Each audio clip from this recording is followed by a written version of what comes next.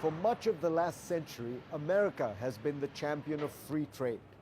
A tariff of 10% on China based on the fact. But that's changed in recent years and is set to change even more dramatically under President Trump, who says he plans to throw up high tariffs on many of America's main trading partners. What should we make of this protectionist turn? Could it usher in a global trade war? For more, I spoke with Ngozi Okonjo Iweala, who is the Director General of the World Trade Organization. Madam Director General, pleasure to have you on. Thanks. Good to see you again, Farid, and Happy New Year. Thank you.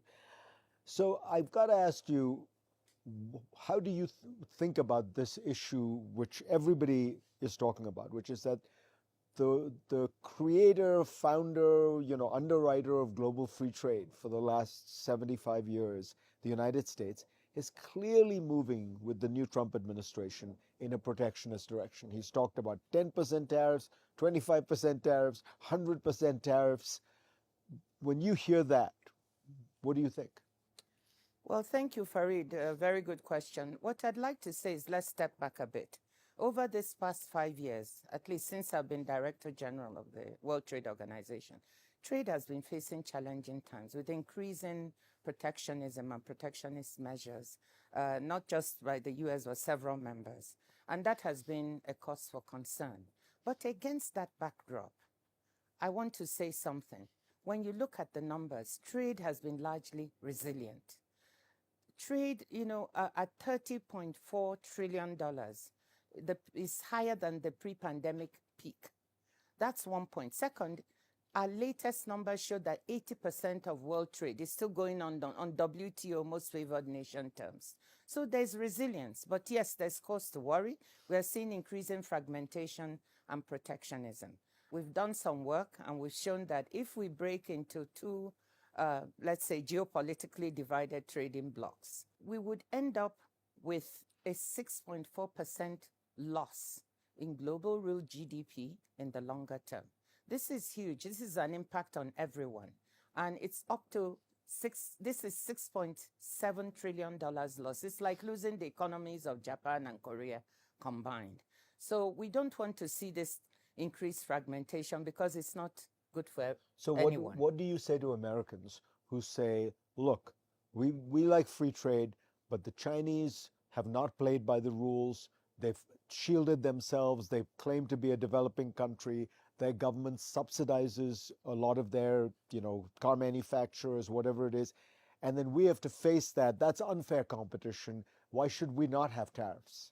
Well, we say this. First of all, the WTO provides the forum to actually discuss and explore this problem. When you have complaints against a member, you launch your studies, you demonstrate how this is harming your economy, and then there are remedies that you can follow. So you're not panicking about the Trump administration? I'm not.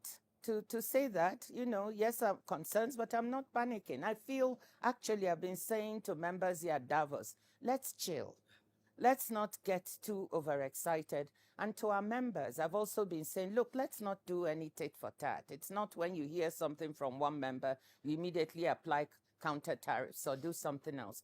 Let's have a considered approach. We do have methods to deal with these issues and follow them. But when you hear somebody like the Prime Minister of Canada, he's talking about retaliating and he says everything is on the table. Politicians need to defend themselves, right, amongst their population. So I'm not surprised to hear that. But I do think that we have very responsible members, of which Canada is one, the EU, the US, and that they're trying to follow the paths. I've seen the EU launching investigations. China is doing the same. They have complaints against the EU, and we've said the same to them, and they're actually following that path. And there are very tough discussions going on between China and the EU now. So what we're trying to do is encourage greater transparency among our members so we get the facts and we can actually have a considered and mature dialogue. That's what we want. We want not tit for tat. Look, we've been there before, Farid, when we had tit for tat. In the 1930s, the Smoot-Hawley Act resulted in this, and it worsened the Great Depression. And we've seen this movie before. So I'm encouraging members.